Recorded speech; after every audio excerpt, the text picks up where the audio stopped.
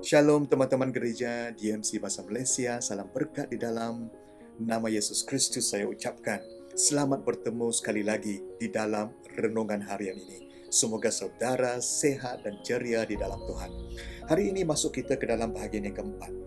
Mazmur 23. Mazmur 23 ayat 4. Ya, meski aku melangkah di lembah bayangan maut, aku tidak akan takut kepada kejahatan, kerana engkau akan bersamaku. Gada dan tongkatmu menetapkan hatiku. Setiap orang di dalam dunia ini akan menghadapi lembah bayangan maut di dalam hidup kita, saudara. Alkitab mengatakan, meskipun aku melangkah di lembah bayangan maut, meskipun menganggap kita akan berhadapan dengan cabaran satu hari nanti. Amin, saudara. Saudara, sama ada kita sekarang di dalam lembah bayangan maut ataupun tidak, inilah bahagian firman Tuhan yang akan membantu kita. Kadang-kadang kita akan ragu-ragu dan lupa kebaikan Tuhan di dalam kehidupan kita, terutama sekali apabila kita mengharungi lembah. Hari ini, izinkan saya, saudara, menyatakan dan mengingatkan kita semua bahawa kita boleh dan selalu meletakkan kepercayaan kita kepada Tuhan. Kerana Dia adalah Allah yang setia. Dia berjanji akan membawa kita menyeberangi lembah ini ke sebelah padang rumput yang hijau. Nah, saudara, di dalam kita mengharungi lembah bayangan maut, ada 3 kebenaran yang ingin saya kongsikan.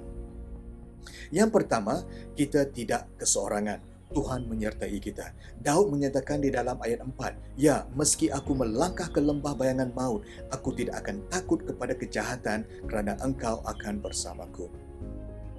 Kita tidak harus takut, saudara, kerana Tuhan akan bersama dengan kita. Dia adalah Allah yang setia. 2 Timotius 2:13. Jika kita tidak setia, Dia tetap setia. Dia tidak boleh menyangkal dirinya. Wow, Allah kita tetap setia, saudara. Allah kita adalah lebih besar daripada ketidaksetiaan kita. Inilah Tuhan kita yang baik, saudara. Amin. Bayang-bayang di dalam hidup kita adalah kerana cahaya yang memancar. Bagaimana kita berurusan dengan bayang-bayang kita?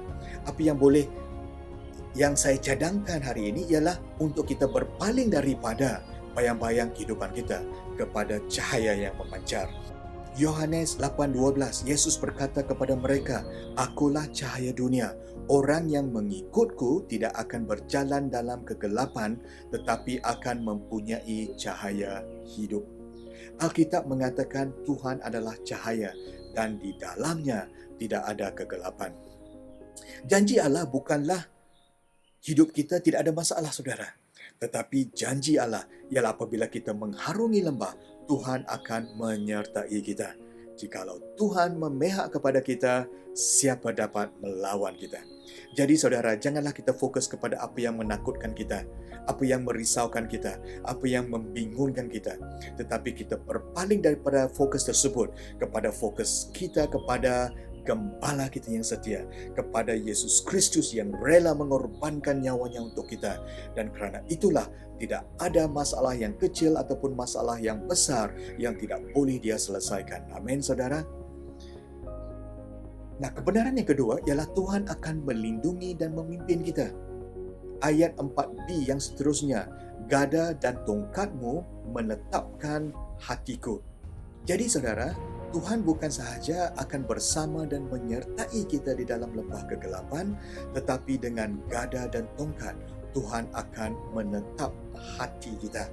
Di dalam bahasa Inggeris, your rod and your staff, they comfort me. Comfort di sini, saudara, ialah keselesaan.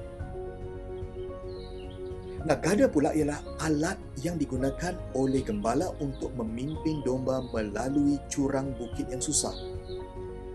Dan tongkat pula ialah satu alat yang digunakan oleh gembala untuk melindungi domba daripada musuh, serigala contohnya. Jadi saudara, Tuhan akan berjuang untuk kita dengan tongkatnya. Tuhan akan melindungi kita dengan tongkatnya. Dan dengan gadanya, Tuhan akan memimpin kita. Wow, saudara, di dalam kita mengharungi lembah bayangan maut, Dia akan memimpin dan melindungi kita. Di dalam Yohanes 10:11-13, Yesus mengatakan bahwa Dia adalah gembala yang baik, yang mengorbankan nyawanya untuk kita. Di dalam ayat yang seterusnya, Dia mengatakan bahwa orang upahan bukanlah gembala yang baik, saudara. Kerana apabila serigala datang, dia akan cabut lari. Orang upahan akan berlari bertempiaran kerana dia hanya bekerja semata-mata untuk mendapat upah, kan saudara? Tetapi kita mempunyai gembala yang baik. Dan gembala yang baik ini menyatakan walaupun kita di dalam lembah bayangan maut, dia tetap bersama dengan kita. Jadi hari ini saudara, jangan kita takut, risau dan khawatir. Tuhan akan bersama dengan kita. Kebenaran yang ketiga, walaupun di dalam lembah kegelapan, Tuhan mempunyai rancangan yang baik.